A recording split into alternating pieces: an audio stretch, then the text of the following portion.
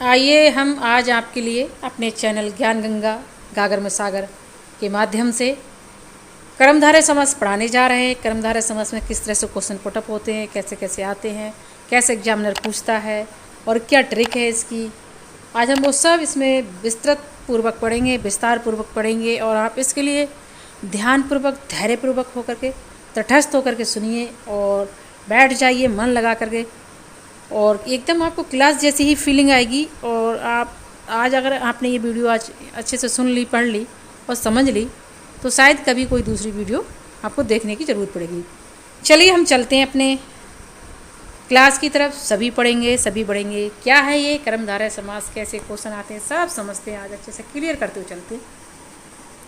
कर्मधारय समास, कर्मधारय समास में उत्तर पद प्रधान होता है। कर्मधारय समास में कौन सा पद क्वेश्चन आएगा कि कर्मधारय समास में कौन सा पद प्रधान होता है, तो ये हमारा होता है उत्तर पद। ठीक है, क्वेश्चन ये बन गया।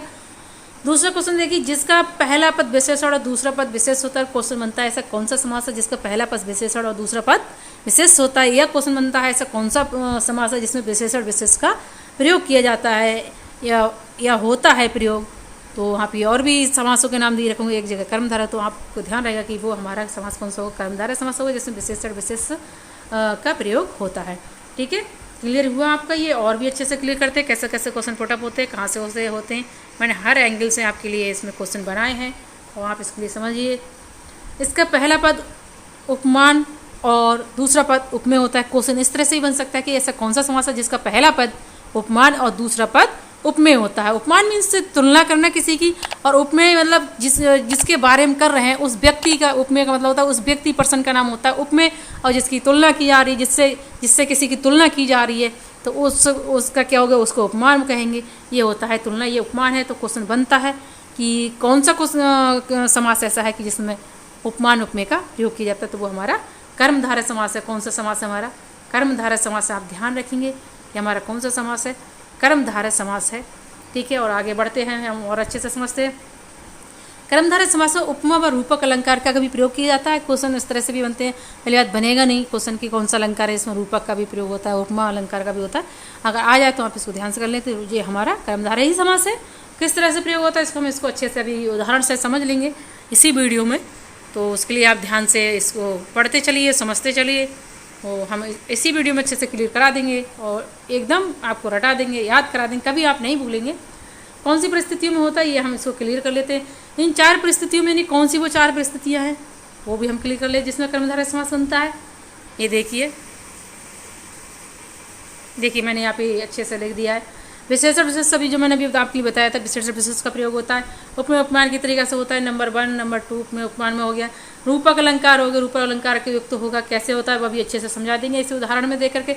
और इसमें उपसर्ग भी होता है, पर आप उपसर्ग को आप एकदम परेशान ना हो। उपसर्ग क्योंकि अभिभाव समास में भी इस्तेमाल किया जाता है, पर यहाँ पे आप उपसर्ग एक बार को ना भी आए तभी आपको कौन सी ट्रिक है, क्या है, आप ये ध्यान रखेंगे पहली बात, और किस में क्या प्रयोग होता है हम इसी में समझा देते हैं अच्छे से। देखिए, कहने का तात्पर्य यह है कि एक ट्रिक है आपकी बहुत ही अच्छी से, ये ज़्यादातर आता ही है, तो इस ट्रिक को आप याद कर लीजिए।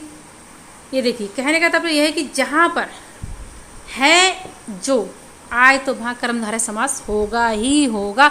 चाहे है जो आए, जब हम समास विग्रह करेंगे कर्मधारय समास में जो भी समास दिया होगा उसका जब विग्रह करेंगे, उनको अलग अलग करेंगे, तो उसमें है जो जरूर आएगा बीच में, या है आएगा या जो आएगा, या दोनों ही दिए रखे होंगे उसमें, नहीं तो होंगे। तो वहाँ पर भी हमारा समास कौन सा होता है, कर्मधारय समास होगा। कैसे करके आएंगे है जो, वो हम इसमें बहुत अच्छे से क्लियर कर लेते हैं। देखिए किस तरह से आएंगे, इसको समझ लेते हैं वीडियो में, इसी वीडियो में अच्छे से क्लियर उदाहरण शायद समझ लीजिए आप। ठीक है, क्लियर हो जाएगा। नील कमल, देखिए नील कमल है ना, नील कमल, नीला है जो कमल, नीला है कमल। कैसा है, नीला है जो कमल, तो है और जो दोनों आगे जो अभी मैंने बताया था आपके लिए, ये ट्रिक है कि है जो जरूर आएगा। इसी प्रकार पुरुषोत्तम, पुरुषों में है जो उत्तम, है जो दोनों ही आ गया, है भी आ गया, जो भी आ गया, है ना। इस पुरुषोत्तम में लाल टोपी, लाल है जिसकी टोपी, यानी कि लाल है जो टोपी, लाल है जिसकी टोपी नहीं, वो तो हम बहुब्रीहि समास में पहुँचे, उसको आप ध्यान ना करें, बाई मिस्टेक निकल गया। लाल है जो टोपी, तो वो क्या हो गया, हमारा कर्मधारय समास हो गया।